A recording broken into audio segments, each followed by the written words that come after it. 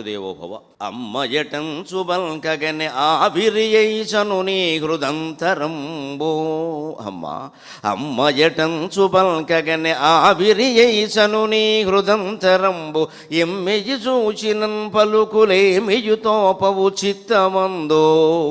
అమ్మయటంచు బల్కగనె ఆవిరియైచను నీ హృదంతరంబు. ఎమ్మెయి చూచినన్ పలుకులేమియు తోపవు చిత్తమందు. ధర్మమ్ములు కోటి అయిన నికరమ్ముగ నిల్వగు మాతృసేవకున్ సాటిగా. ధర్మమ్ములు కోటి అయిన నికరమ్ముగ నిల్వవు మాతృసేవకున్ తమ్ముల రీతి. ధర్మమ్ములు కోటి అయిన నికరమ్ముగ నిల్వవు మాతృసేవకున్ తమ్ముల రీతి. అమ్మయన దైవమేయగున్. అమ్మయన దైవమేయగున్. 100 రకాల సంఘ సంస్కరణ చేసినా సరే, 100 రకాల స్వచ్ఛంద సేవ చేసినా సరే, రకరకాల సంస్థల్లో చేరి సేవ చేసినా సరే, లోకాన్నంతా చేసినా సరే, తల్లిని తండ్రిని బాధ పెట్టిన వాడికి మోక్షం రాదు కదా, సుఖం కూడా ఉండదు. మనం సేవ త్యాగం అని ఇంట్లో చేసి తర్వాత బయట చేయాలి. మనం ఇంట్లో బద్దకిస్తాం, ఇంట్లో చేస్తే ఏమొస్తుంది అంటాం. అంటే ఏదో రావడం కోసం సేవ, అది వ్యాపారం అయింది, సేవ కాదు. సేవ అంటే ఏం ఆశించకూడదు. మేము ఇంత సేవ చేశామండి, మాకు గుర్తింపు రాలేదు అంటే ఈయన గారు గుర్తింపు కోసం చేశాడు, నిజంగా సేవ చేయాల. సేవ అంటూ చేస్తే చేయడంలోనే ఆనందం పొందుతాం. గుర్తించడం, ఎవడో సర్టిఫికెట్ ఇవ్వడం, మెచ్చి మేకతోలు కప్పడం మనకు ముఖ్యం కాదు ఇక్కడ. అందుకే అన్ని సేవలు విఫలమవుతాయి లోకంలో. ఏ సేవ ఏది పుణ్యం ఇస్తుంది అనేది అజ్ఞానం, ఇవ్వదు. ఎందుకంటే నీవు చేసిన ఉద్దేశం చూస్తాడు భగవంతుడు, ఎప్పుడు క్రియ చూడడు. లౌకికంగా క్రియ ముఖ్యం, ఆధ్యాత్మికంగా ఆలోచన ముఖ్యం. లౌకికమైన విషయాల్లో ఎవరికైనా మనం మంచి చేద్దామని నాకు అనిపిస్తోందండి కానీ చేయలేకపోతున్నా అనిపించకుండా చూసుకో, అనవసరం. ఇంకా అనిపిస్తోందంటే ఉపయోగం ఏంటి? ఇక్కడ చెయ్యాలిగా. లౌకికంగా అంటే మంచి సేవ చేయాలని అనిపిస్తే అనిపించిన వెంటనే ఆ మాట చెప్పాలి, సంతోషిస్తారు ముందు, తర్వాత చెయ్యాలి. లౌకికంగా మనస్సు కంటే మాట కంటే క్రియ ముఖ్యం. ఆధ్యాత్మికత సరిగ్గా దీనికి రివర్స్, వ్యతిరేకం. నువ్వు ఏం చేసావు అనేది భగవంతుడికి అనవసరం. నువ్వు హత్య చేసినా మంచిదే, లోకం మేలుగోరు చేస్తే అది హత్య కాదు, అది అదృష్టం, పూజ అన్నాడు భగవంతుడు భగవద్గీతలో అన్నాడు. నాయం హంతి నా హన్యతే సైమాన్ హత్వా లోకాన్. ఈ లోకాలన్నీ చంపేసిన వాడు కూడా నాకు ప్రియుడే, ఎందుకంటే వాడు ధర్మం కోసం చేశాడు ఆ పని అన్నాడు. నోరు మూసు కూర్చోమని చెప్పలేదు ఇక్కడ భగవద్గీతలో కానీ ఎక్కడ కానీ. నువ్వు ఏ పని చేసినా దాని ఉద్దేశం ప్రధానం. ఇక్కడ ఆయన ఎక్కడ కత్తెట్టి పొడిచాడండి అన్నది. ఎందుకు పొడిచాడు? డాక్టర్ కూడా కత్తెట్టి పొడుస్తాడు ఆపరేషన్ చేయడానికి, లేకపోతే వైద్యం కుదరదు. ఇక్కడ డాక్టర్ని శత్రువు అంటాం మనం. ఒక్కోసారి లోకాన్ని కూడా అలాగే చేయాల్సి వస్తుంది. రావణాసురుని సంహారం చేయకపోతే, హిరణ్యకశిపుని సంహారం చేయకపోతే ఇవాళ నా ప్రవచనంలో కూడా వాళ్ళిద్దరూ ఉండేవాళ్ళు. ఎలా చేస్తారు? చేయకుండా. అందుకని లౌకికంగా క్రియ ముఖ్యం, ఆధ్యాత్మికంగా క్రియ కాదు, ఉద్దేశం ముఖ్యం. ఆ పని చేసే ముందు నువ్వేం మాట్లాడుతున్నావు, ఆ మాటకు ముందున్న ఆలోచన ఏమిటి, నీ ఉద్దేశం ఏమిటి? ఎందుకంటే పైకి ఎప్పుడు మనం అబద్ధాలు చెబుతాం. అసలు నాకు ఏం అక్కర్లేదండి, ఏంటో అలా నాకు సేవ చేయాలని అనిపిస్తుందండి. ప్రముఖ చిత్రకారుడు బాపు గారిని ఓ పెద్ద మనిషి కలిసి, మీరు బొమ్మలు అద్భుతంగా వేస్తారండి అన్నట్టు. ఏమిటో అదో అలవాటు అయిపోయిందండి, మానలేకపోతున్నాను అన్నట్టు. ఇది ప్రశంస. బాపు గారిని బొమ్మలు అద్భుతంగా వేస్తారన్న ఏంటండి, వేయడమే ఆయన పని. అందుకని ఆయన కూడా చమత్కారంగా ఏమిటో అలా అలవాటు అయిపోయిందన్నాడు, ఏదో వ్యసనంలాగా. అలాగా నేను చూస్తున్నానని చెప్పడం ఇదంతా అనవసరమైన విషయం అండి. ఇది ఎన్ని ధర్మాలు చేసినా, ఇంట్లో బాధ్యతలను మర్చిపోయిన భార్య పట్ల, భర్త పట్ల, పిల్లల పట్ల, తల్లి పట్ల, తండ్రి పట్ల, కుటుంబ సంబంధాల పట్ల, మనకున్న వ్యవసాయ బాధ్యతలు, వ్యాపార బాధ్యతలు, ఉద్యోగ బాధ్యతలు, వంటింటి బాధ్యతలు, ఏ బాధ్యత మర్చిపోయి నువ్వు దైవ పూజ చేసినా అది పనికిరాదు. ఇది ఈ కర్మే దైవ పూజ. ఇది సక్రమంగా చేస్తే దైవ పూజ మానేసినా పర్వాలేదు, దేవుడు అందులో కూడా ఉన్నాడు. అది మనం గమనించాలి. అప్పుడు మనకి ఈ చేసే పనిని, దాన్ని దైవ పూజగా ఎలా భావించాలో తెలుస్తుంది. అప్పుడు ప్రతి పని దైవ పూజ అవుతుంది. ఇంకా నువ్వేం చేయక్కర్లేదు ప్రత్యేకంగా. ఏమీ చేయకపోతే అది అంతకంటే గొప్ప దైవ పూజ అవుతుంది. బాధ్యతలు అయిపోయి ఇంకేం చేస్తావు? అనవసరంగా పూసుకోకుండా 70 ఏళ్ళు వచ్చే తోచట్లేదు ఏమిటో అనేదో సంస్థ పెట్టకుండా. తోచకపోవడం ఏంటి? తోచడం అనేది ఎక్కడ? మనస్సులో. ఆ మనస్సును ఆపేస్తే అయిపోయాయి. తోచకపోవడం ఉండదు, తోచేది ఉండదు.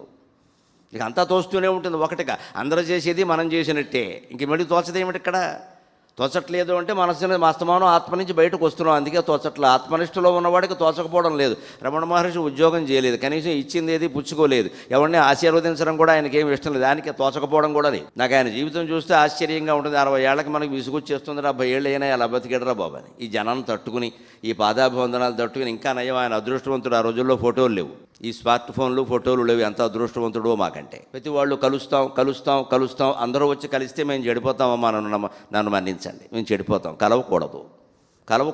ఈ మాటలు వినాలి, ఆచరించాలంతే. కలవాల్సిన పనేం లేదు. అంత పని ఉంటే అది వేరే విషయం, దాని మార్గాలు వేరే ఉంటాయి. ఊరికే దర్శనం కోసం రావడం, ఆ పిల్ల పెళ్ళండి ఆశీర్వదించండి, నాకు అనవసరమైన విషయం అది. వాటి గురించి కాదు మనం మాట్లాడుకునేది ఇక్కడ. దీని నుంచి బయటపడాలి. ముందు చేయవలసింది కుటుంబ బాధ్యత లేదు, ఎవరికి వారే చేసుకోవాలి. అంతేకాదు అమ్మా పలకగానే ఆవిరైపోయింది హృదయంతరం అనగానే భగవాన్ అన్న మాట గుర్తు రాగానే హృదయం ఆవిరైపోవాలి. ఇక్కడ అమ్మ అంటే దైవం. అమ్మ జటం శుభంకగానే ఆవిరియైచను నీ హృదయంతరంబు. ఒక్కసారి అమ్మా అని పిలవగానే జగన్మాత గుర్తొచ్చి, నా తల్లితో పాటుగా జగన్మాత గుర్తొచ్చి, నీకు నాకు తల్లి అయినటువంటి జగన్మాత గుర్తొచ్చి హృదయం ఆవిరైపోయిందమ్మా. ఎమ్మిజి చూచినన్ పలుకులేమియుతో పవు చిత్తమందు. ఏం మాట్లాడాలన్నా ఇంకా మనసులో ఆలోచనలు ఏం లేవమ్మా. ఆలోచన లేకుండా మాట ఎలా వస్తుంది? ఆత్మ ఉండాలి శక్తినివ్వడానికి. దాంట్లో అహం అనేది ఉండాలి, నేను అనేది లేకపోతే ఆలోచన కూడా ఉండదు. నేనే పెద్ద ఆలోచన.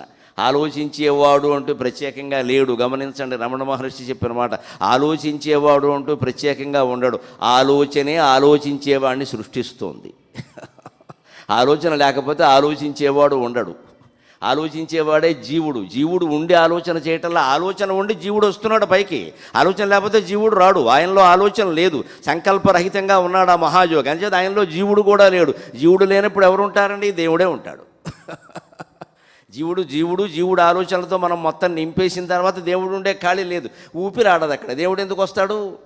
ఆ జీవుడిని లేకుండా చేస్తే, ఆలోచన లేకుండా చేస్తే, ఆ ఉన్నదే పరమాత్మ, వేరే ఎవరో రావక్కర్లేదు అక్కడికి. ఉన్నదే అది అందుకోవాలి. ఆలోచనలన్నీ ఆగిపోయిన తర్వాత ఏది ఉంటుందో అందులో ఉండడమే ఆత్మనిష్ట. అదే ఆత్మవిచారణ.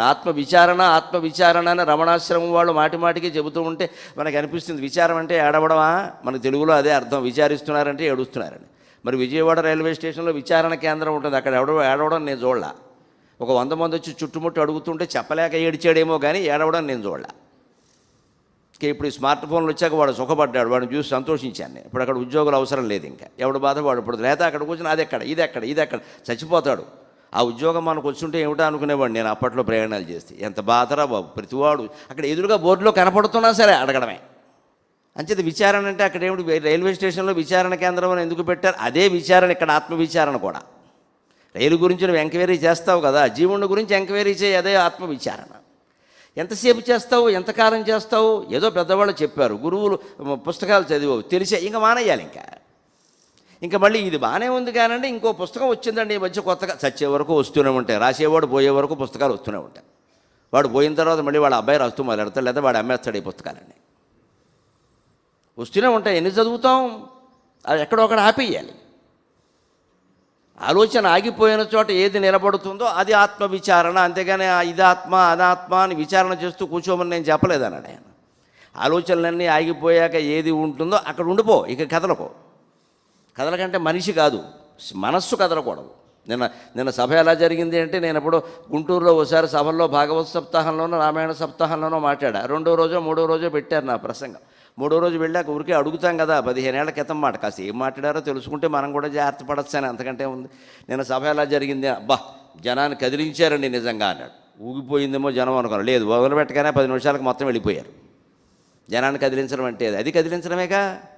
అంచేత ఒక ఉపన్యాసం భౌతికంగా కదిలించకూడదు, మానసికంగా కదిలించాలి. ఒక త్యాగరాజస్వామి కీర్తన విన్నట్టుగా ఉండాలి ఉపన్యాసం వింటే, అదే ఆధ్యాత్మిక ఉపన్యాసం. మన మనసులో ఇంకాస్త అనుమానాలు ఎక్కువే, గందరగోళం ఎక్కువేందంటే చెప్పేవాడో మనమో ఎవరో ఒకరు విఫలమయ్యాం ఇక్కడ. అంచేత అమ్మ అనగానే ఆవిరైపోయింది హృదంతరం, ఇక మాటలేమీ లేవయ్యా అంటే అర్థం ఏంటి? అమ్మ అంటే ఇక్కడ ఆత్మనిష్ట గురించిన ఆలోచన రాగానే ఇక మిగిలిన ఆలోచనలు ఆగిపోతాయి ఇక్కడ. అందుకే మీరు ఏ పీఠాలు, ఏ మఠాలు, ఏ ఆశ్రమాలైనా గమనించండి, ఇక్కడ దొరికినంత ప్రశాంతత వేరొక చోట దొరకదండి ఖచ్చితంగా. ఈ ప్రశాంతత కోసమే జల్లవేళలందు ఎదురు చూచుచునుందు, ఇందుకోసము ఏది అయినా ఎంతది అయినా నే తృణమ్ముగా భావింతు కాననే గరికపాటి. అని నిన్న నేను పొందిన అనుభూతిని మీకు చెప్పాను. ఎందుకు ఇక్కడ ప్రశాంతత ఉంటుంది అంటే, పేచీలు పెట్టుటకెన్నిజో మతములున్ పీఠమ్ములుండెంధరన్, పేచీలు పెట్టుటకెన్నిజో మతములున్ పీఠమ్ములుండెంధరన్, పేచీల్ మాంచి నిజాత్మతత్వమును చూపింపన్ మతం మేది, పేచీల్ మాంచి నిజ ఆత్మతత్వమును చూపింపన్ మతం మేది, రాజే చామీకర రాసులిచ్చినను తానే త్రోసి రాజయ్యే, రాజే చామీకర రాసులిచ్చినను తానే త్రోసి రాజయ్యే, ఆ గోచి పెట్టిన దివ్యతత్వమును సంకోచింపకన్ మృక్కుడీ,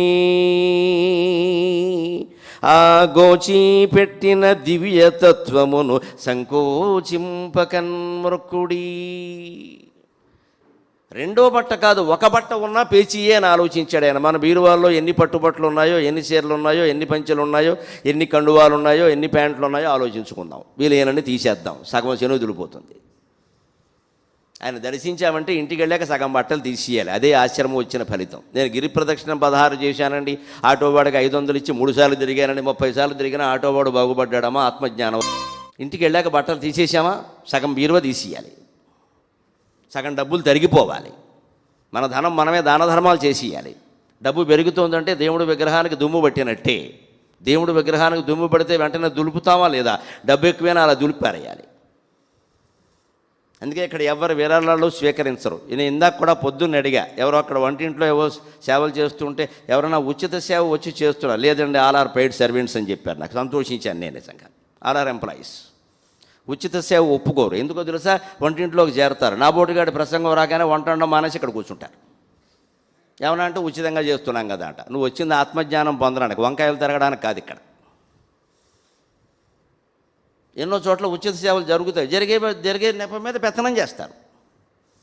వాళ్ళు ఎవడో కనపడగానే బయటికి వెళ్ళిపోతారు. యజమానికి అడగడానికి ఉండదు. అదే 10 రూపాయలు భారేసామనుకోండి, ఎందుకు పని చేయలేదని అడగచ్చు. డబ్బిచ్చి చేయించుకోవడమే మంచిది. మనం కూడా జీవితంలో ఎవరో ఉచిత సేవలు సంసారాల్లో అంగీకరించకూడదు. అన్నిటికీ ఇచ్చేయడమే, పేమెంట్ తీసేసుకుని వెళ్ళిపో, మళ్ళీ కనపడక. 4 రోజులు మన ఇంట్లో గురుసేవ మేము పడుతూ ఉంటాం యాతనలైనా కూడా. గురువుగారు మీ పనులన్నీ మాకు అప్పగించండి, తర్వాత మా ప్రాణం కూడా వారికి అప్పగించాలి. నాకు తెలుసు ఆ విషయాలు. ఏబండి జారనేవని నేను. నా కుటుంబ సభ్యులే ఎక్కువ, మళ్ళీ వీళ్ళెందుకు ఇక్కడ. మేమన్నీ టికెట్లు బుక్ చేస్తామండి, మీ కార్యక్రమాలన్నీ మేము వద్దు, నేనే మాట్లాడుకుంటా. నేను కోపడినా కార్యకర్త కోపం రాదు, ఆ పిఏ గారు కోపడితే కోపం వస్తుంది. నేనే నాకు ఇష్టం లేకపోతే లేదని చెబుతా. ఎందుకు వచ్చింది ఈ పరిస్థితి? నేనే తెచ్చి పెట్టుకుని అలాగే వీలైనంత వరకు జీవించాలని ఎందుకు ప్రయత్నిస్తున్నానంటే, రమణ మహర్షి దెయ్యంలా పట్టుకున్నాడు అమ్మా, దెయ్యంలా పట్టుకున్నాడు. మీ ఇష్టం, మీరు ఏమనుకున్నా మంచిది. దేవుళ్ళ కాదమ్మా, ఇలా పట్టుకున్నాడు ఇక్కడ బుర్ర మీద. ఇంకెంతకాలం రా, ఇంకెంతకాలం రా, నోరు మూసుకోరా. నోరు మూసుకోగలం, మనస్సు ఎలా మూసుకుంటాం? ఇంతమంది వచ్చి వింటూ అడుగుతూ ఉంటే చెప్పకుండా ఎలా ఉంటాం? బహుశా ఇందుకే పుట్టించాడేమో నన్ను స్వామి. నాకు ఒప్పుకున్నంతకాలం చేస్తానయ్యా, నేను నిన్ను విడిచిపెట్టినా నువ్వు నన్ను విడిచిపెట్టద్దు అని అడిగాను ఆయన. అంతకంటే ఏం లేదు. నేను విడిచిపెడతానయ్యా, నేను చిన్న కుర్రాడిని. ఆధ్యాత్మికంగా 60 ఏళ్ళు ఉన్నా చిన్న కుర్రాడి కిందే లెక్క. ఆధ్యాత్మికంగా మనమంతా బాలురం. నేను నిన్ను విడిచిపెడతానయ్యా, బాలుండొకవేళ ఆట చవితోడన్నో తగూలంగా తండ్రి విచారింపకయుండునా కటకట శ్రీకాళహస్తీశ్వర అని కాళహస్తి శతకంలో దూర్జుడు చెబుతాడు. ఆయన నేను నిన్ను విడిచిపెట్టాను, నువ్వు నన్ను విడిచిపెట్టకయ్యా. చిన్నపిల్లాడు తల్లిదండ్రులను విడిచిపెట్టి నూతిలో పడతాడు, వెళ్ళి తండ్రి వాడిని విడిచిపెడతాడా? మా అబ్బాయి ఏడుస్తున్నాడని వెళ్ళి పట్టుకుంటాడు కదా. మేము చిన్నపిల్లలం అయ్యా, మాకేం తెలుసు? ఈ సంసార వ్యామోహాల్లో, సామాజిక వ్యామోహాల్లో, ఆర్థిక కార్యకలాపాల్లో, వ్యాపారాల్లో పడి ఏడుస్తూ ఉంటామయ్యా, మాకు ఇంతకంటే ఏం తెలియదు. ఇక్కడ భవకేళి మదిరా మదంబున మహాపాపత్ముడై వీడు నన్ను విచారింపడటంచు నేను నరకార్నో రాసి పాలైన పట్టవు బాలుండొకవేళ ఆట చవితోడన్ను తగూలంగా తండ్రి విచారింపకయుండునా కటకట శ్రీకాళహస్తీశ్వర అంటాడు. ఇప్పుడు సంసార వ్యామోహంలో, సామాజిక సేవల వ్యామోహంలో, రకరకాల కార్యక్రమాల్లో పడిపోయి అసలు నా ధ్యానమే మర్చిపోయాడని చెప్పేసి నా మీద కోపం తెచ్చుకోవద్దయా. ఎందుకంటే నేను చిన్నపిల్లాడిని, నాకేం తెలుసు? ఎవరో వచ్చి ఏదో చేయమనగానే చెయ్యాలంటాం. మీరు కాకపోతే ఎవరు చేస్తారంటారు, అది పొగడతా, దాన్ని ఏదో పెద్ద కర్తవ్యం కింద భావిస్తాం. ఇక్కడ ఏదో దిగుతాం, మాకు తెలియదు కదా. బాలుడు ఆడుకుంటూ ఏదో బోరింగ్ కోసం ఒక తవ్వుతారు కదా, రెగ్గు కోసం, దాంట్లో పడిపోతాడు. తల్లిదండ్రులు ఊరుకుంటారండి? పడకుండా చూసుకుంటారు కదా. ఆడుకునేవాడికి తల్లద్దంటే వాడు చిన్నపిల్లాడు, వాడికి ఏం తెలుస్తుంది? తల్లిదండ్రులు చూసుకోవాలి. అందుకని దూర్చుడు ఏమంటున్నాడంటే తెలివిగా దేవుడి మీద పెడుతున్నాడు బాధ్యత. నీ నెత్తి మీద తేలుందంటే నీ చేత్తో తీసేయమన్నట్ట. తెలుగులో సామెత అలాగే ఉంటుంది. చేత్తో తీస్తే కుట్టేది ఎవరికి? కుట్టేది వాడికి, తేలిపోయేది వీడికిను. నీ నెత్తి మీద తేలుంది అంటే నీ చేత్తో తీసేయన్నట్ట. మనం కూడా అలాగే గురువులు మీరు అజ్ఞానంలో ఉన్నారంటే దయచేసి అజ్ఞానం తొలగించండి. అజ్ఞానం ఏమిటమ్మా? ఏమన్నా పియర్స్ సోపా, మైసూరు శాండిల్ సోపా తీసేయడానికి, లేదా జుట్ట కత్తిరించడానికి? ఎవరి అజ్ఞానాన్ని వారే తొలగించుకోవాలి. రెండో వారు ఎలా తొలగిస్తారండి? ఇది అజ్ఞానపు మాట, ఇది అజ్ఞానపు మాట. రమణ మహర్షితోనే ఒకళ్ళు మాట్లాడుతూను, నాకేమీ తెలియదండి, నేను అజ్ఞాన్ని, మీరు ఏమైనా చెయ్యాలి అంటే, ఓహో నువ్వు అజ్ఞానివా? నువ్వు అజ్ఞానివనే విషయం నీకు తెలిసిందంటే నువ్వు జ్ఞానివేనయ్యా అన్నట్టు. మహాయోగ మాటలు అలా ఉంటాయి. పైగా దానికి చెప్పిన ఉదాహరణ ఏమిటో తెలుసా? ఆయన చాలా గొప్పగా ఉంటుంది. ఏ పిచ్చివాడైనా తాను పిచ్చివాడిని అని అంగీకరిస్తాడా? అంగీకరించడు కదా. పైగా ఎదుటివాడికి పిచ్చి అంటాడు. ఓ మంత్రి గారు పిచ్చి ఆసుపత్రిని సందర్శించడానికి వెళ్ళే, ఏదో అక్కడ వాళ్ళకి ఏదో పళ్ళో ఫలాలో పంచి పెడతాం పెడుతుంటే ఈయన ఏదో అందరూ వచ్చిన వాళ్ళకి ఏం తెలియదు కదా, వాళ్ళు అయోమయంగా ఉంటారు. అందుకని చూస్తున్నా ఆయన తిరుగుతున్నాడు. ఒకడు అందులో కాస్త ధైర్యం చేసి, నువ్వెవరో అన్నట్ట. నేను ఈ రాష్ట్రానికి మంత్రిని అన్నట్ట. ఎప్పటి నుంచి అలా అనిపిస్తోంది అన్నట్ట. అప్పుడు ఈయనకి పిచ్చి ఎక్కింది. అప్పుడు ఇంకా ఎప్పటి నుంచి అలా అనిపించడం ఏంటి? నాకు అదేమిటా అన్నట్టు. నాకు అలా అనిపించి మాట్లాడని ఇక్కడ పెట్టారన్నట్టు. నాకు అలా అనిపించే కనిపించిన వాడి దగ్గర నేను రాష్ట్రానికి మంత్రి అన్నాను, ఇక్కడ బారేశారు. నువ్వు అలా అనుకో, నిన్ను కూడా బారేస్తా. ఆయన నిజంగా మంత్రి. వీడు అలా అనబట్టి పారేశాడు, అది కూడా నిజం, అందులో అబద్ధమేలా. నేను అలా అనబట్టాను, నేను ఇక్కడ పారేశారు, ఎక్కడ అనకే, నీ మేలుకోరు చెబుతున్నా అన్నట్ట. వాడికి మతిపోయింది, నిజంగా పిచ్చెక్కింది. ఒక పిచ్చివాడికి నిజంగా తాను పిచ్చివాడిని అనే విషయం తెలిసింది అంటే పిచ్చి వదిలిపోయినట్టే కదా. ఒక అజ్ఞానికి తాను అజ్ఞానం అనే విషయం తెలిసిందంటే అజ్ఞానం పోయినట్టే.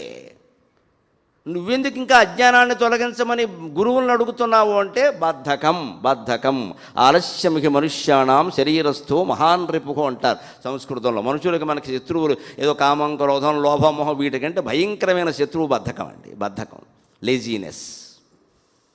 పుస్తకం చదవాలంటే బద్ధకం, ధ్యానం చేయాలంటే బద్ధకం, భోజనం తయారంటే పరిగెట్టమంటే మాత్రం అరగంట ముందు నుంచుంటాం. ఇంకా స్వీట్ వేస్తే బాగుండు, పులిహోర వేస్తే బాగుండు అంటాం. ఎప్పుడూ ఒకటే పెడుతున్నారు, కొత్తది పెట్టట్లా అంటాం. పునర్వసు నక్షత్రం నాడు కూడా వేరే ఏం పెట్టరా అంటాం. పునర్వసు అంటే మనకి పుట్టినరోజు కాబట్టి ఆయనకి పుట్టినరోజు ఏదో ఒకటి చేయాలి కదా పుట్టినరోజు అంటే. కానీ పుట్టినరోజుకి పోయిన రోజుకి భేదం తెలియని వాడికి ఏం చేయడం ఉండదు అక్కడ.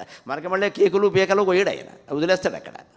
మనం కూడా అది వదిలేయాలి. ఇక్కడి నుంచి వెళ్ళాక కూడా ఇంకా పుట్టినరోజును వైభవంగా జరుపుకుంటున్నామంటే వచ్చింది దండగా, నాకు మొహమాటం లేకుండా చెబుతున్నా, జరుపుకోవడం మానేయండి, అన్నీ ఆపేయండి. పుట్టినరోజున ఏమైనా మీకు గుర్తుంటే దానాలు చేయండి, ధర్మాలు చేయండి, ఎవరిని పిలవకండి, ఎవరు రాలేదని అనకండి.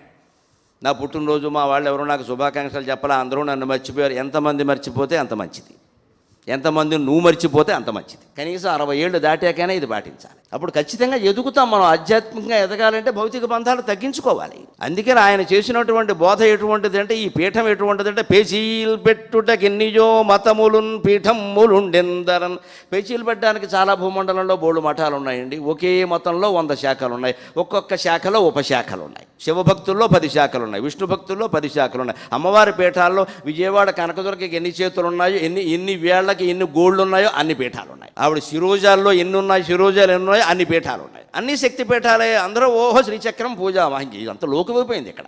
నాకు శ్రీ విద్యోపాసన ఉందండి, ఏ ఉద్యోగం మనకు తెలియదు ఇక్కడ. ఓ పెద్ద చెప్పేయడమే. ఇవే పేచీలు పెట్టే పీఠాలంటే. ఈయన దగ్గర శిష్యుల్లోనే ఒకటి 10 రోజులు కాగానే వేరే పీఠం పెట్టేస్తాడు. ఈయన శ్రీ విద్య అంటే ఆయన ఓం శ్రీ విద్య అంటాడు, ఒక అక్షరం చేరుస్తాడు, అయిపోయింది అంతే. బ్రాంచ్ ఆఫీస్ ఏర్పడిందంటే దాన్ని పీఠం అనరండి, పీఠ చెక్క అంటారండి. నన్ను మన్నితులుగాక, పీఠ చెక్క అంటారు, పీఠం అనరు దాన్ని. బ్రాంచ్ ఆఫీస్ ఎలా ఏర్పడుతుంది? వ్యాపార కేంద్రమా? Why you need a branch office. Branches అన్నీ కట్ చేసి మూలంలోకి చూడటమే కదా జ్ఞానం అంటే. All branches should be cut, immediately be cut. అన్ని బ్రాంచీలు తెగ్గోసేసుకుని, శాఖలు బంధాలు సమస్తం తెగ్గోసుకుని మన మూలంలోకి మనం చూడమని చెబుతుంటే మనం బ్రాంచ్ ఆఫీస్ పెడుతున్నామంటే అర్థం ఏంటి ఇక్కడ? ఏం లేదు, భక్తులు ఎక్కువయ్యారు, కొంతమంది లాక్కుందాం, ఇంకా పీఠం అయిపోయింది అక్కడ. ఇప్పుడు పేచీలే బయలుదేరుతాయి. ఇంకా అక్కడికి ఎక్కువ వచ్చారు. ఎందుకు వచ్చారండి? గరికపాటి వారు పిలిచారండి, మనం కూడా పిలుద్దామండి. వారు ఏమి ఇచ్చారో కనుక్కోండి, అందుకు రెట్టింపిద్దాం. మేము చెడిపోతామమ్మా, మేము చెడిపోతాం. భక్తులు చెడిపోవడం కూడా మమ్మల్ని జడగొడుతున్నారు ఆశలు పెట్టి. ఇదే లెక్కలండి. ఈ పేచీలు పెట్టడానికి చాలా ఉన్నాయి, కానీ పేచీలు మాంచి నిజాత్మతత్వమును చూపింపన్ మతం వేది. ఈ పేచీలన్నీ మానేసి నిజమైన ఆత్మతత్వాన్ని చూపించేది ఏదండి? అది ఇక్కడ ఒక్కటే. అన్నదానికి లెక్క ఏమిటో తెలుసా? మైసూర్ మహారాజు నాకు ఆయన దర్శనం కావాలి, ప్రత్యేకోపదేశం కావాలి, ఇక్కడ మేనేజర్ని పీకి పిండెట్టేశాడు అప్పట్లో. ఓ అసలు ఆయనతో మాట్లాడలేరుగా, మరి కింద మేనేజర్లు ఉంటారు, తప్పదు కదా, వాళ్ళని ఏదో పట్టుకుని ఆశ్రమం నిర్వహించేటువంటి పెద్దలు వాళ్ళు ఏం చేస్తారు, ఈ పోరు పడలేక అయ్యా మేమేం చెప్పలేమండి, ఆయన ప్రత్యేకత ఉపదేశాలు ఉండవండి, మీరు అలా జనంతో పాటు కూర్చుని వినండి, ఇంకేమిటి. అబ్బాయి లేదండి, కొంతమంది అలా ఇక్కడ కూర్చోవాలి, నా నెత్తి మీ ఎక్కాలి, ఇంకా వచ్చి ఇక్కడ తర్వాత వచ్చి నన్ను గెలవాలి, మేము మీకు భక్తులమండి, అయితే నేను ఏం చేయమంటావు, నమస్కారం. ఎంత గొప్పవాడిని మనం కలిసిన దూరం నుంచే నమస్కారం, అంతే. ఫోటోలు తీయకూడదు, సాన్నిహిత్యం పెంచుకోకూడదు. నిన్నే చెప్పాను, సాన్నిహిత్యం అని సాహిత్యం, సాన్నిహిత్యానికి తేడా ఇవ్వడం మధ్యలో ఒక అక్షరం నీ, దాని కింద నా ఒత్తు ఉంటే, నీ కింద నా ఒత్తు, నా కింద నీ ఒత్తు ఉంటే మొత్తం యోగం భ్రష్ట పట్టినట్లు లెక్క. నువ్వు ఉండద్దు, నేను ఉండద్దు ఇక్కడ. సాన్నిహిత్యం దేనికి? నన్ను కలిసి ఏం చేస్తావు, ఏం మాట్లాడతావు? మీ సంసార సమస్యలు నాకు పెడితే నా సంసార సమస్యలు ఎవడు తీరుతాడో? ఎంతటి వాడికైనా సమస్యల్లాగే ఉంటాయి, అవి తీరే కాలానికే తీరతాయి. అంతవరకు ఓపిక పట్టడమే జ్ఞానం అంటారు. ఓపిక పట్టాలి. కాలం అన్ని సమస్యల్ని పరిష్కరిస్తుంది. ఆ కాలం ఓపిక పట్టలేక మనం ఏంటంటే ఇమీడియట్ రిజల్ట్ అంటే చావు కూడా ఇమీడియట్గా రాదమ్మా. ఎలా వస్తుంది? బలవంతంగా చచ్చిపోవడం ఎప్పుడూ నేరమే. అంటే we have to wait even for yugas. కొన్ని యుగాలు ఆగాలి. సర్పయాగం కద్రువ వాళ్ళ పిల్లల్ని చెప్పిస్తుంది స్వయంగా, నా మాట కాదన్నారు కాబట్టి మీరంతా సర్పయాగంలో పడి చనిపోతారని. అది కృతయుగంలో ఇచ్చింది ఆ శాపం తల్లి పిల్లలకి. అది అమలు జరిగింది ఎప్పుడో తెలిసే, జనమేజయ మహారాజు చేసిన సర్పయాగంలో. జనమేజయ మహారాజు సర్పయాగం ఎప్పుడు చేశాడు? కృతయుగం వెళ్ళిపోయింది, త్రేతాయుగం వెళ్ళిపోయింది, ద్వాపరయుగం వెళ్ళిపోయింది, కలియుగం ప్రారంభంలో చేశాడు. పరీక్షిత్తు కొడుకు కదా జనమేజయుడు అంటే. కలియుగం ప్రారంభంలో చేశాడు. శ్రీకృష్ణ పరమాత్మ నిర్యాణం చెందడంతో కలియుగం వెళ్ళిపోయింది, అదే లెక్క. ఇప్పుడు జరుగుతున్నటువంటి సంవత్సరానికి 3101 సంవత్సరాలు కలుపుకుంటే సరిగ్గా కలియుగం తెలిసిపోతుంది. ఇప్పుడు జరుగుతున్న 2023 అనే సంవత్సరాలు 3101 కలుపుకోండి. ఇంకా వేరే లెక్కలు ఏమక్కల్లా, 100 రకాల లెక్కల్లోకి వెళ్ళక్కర్లేదు. ఈ జరుగుతున్న సంవత్సరానికి 3101 కలుపుకోండి, కలియుగం ప్రారంభం అదే. అప్పుడు వచ్చిందంటే మరి కృతయుగంలో ఇచ్చిన శాపం కలియుగంలో అమలు అవ్వడం ఏంటి? అంతవరకు ఆ పరిణామాలు జరగలేదు. పావులన్నీ చనిపోయే స్థితి కూడా రావాలి. ఆయన శాపం ఇచ్చినంతలో జరిగిపోదు అక్కడ.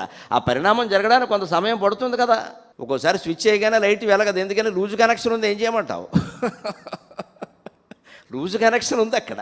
అంచేది ఈ సర్పాలన్నీ పుట్టాలంటే ఎవడో యాగం చేయాలంటే చేయవలసిన వాడు పుట్టాలి. చేయవలసిన వాడు ఎవడు? జనమేజయుడు. వాడి తండ్రి ఎవడు? పరీక్షిత్తు, ఆయన పుట్టాలి. ఆయన తండ్రి ఎవరు? అభిమన్యుడు, ఆయన పుట్టాలి, ఆయన పోవాలి. ఆయన తండ్రి ఎవడు? అర్జునుడు, ఆయన పుట్టాలి. ఇవెవరు పుట్టకుండా సర్పయాగం ఎలా జరుగుతుంది? అందుకని 4 యుగాలు ఆగాల్సి వచ్చింది. 4 రోజులు ఆగలేకపోతున్నా వెంటనే అనగానే ఎవడో తయారవుతాడు టీవీలో. అత్యవసర పరిష్కారం, 21 రోజుల్లో పరిష్కారం, 21 లక్షలు, శ్రీమద్ రమారమణ గోవిందో హరి.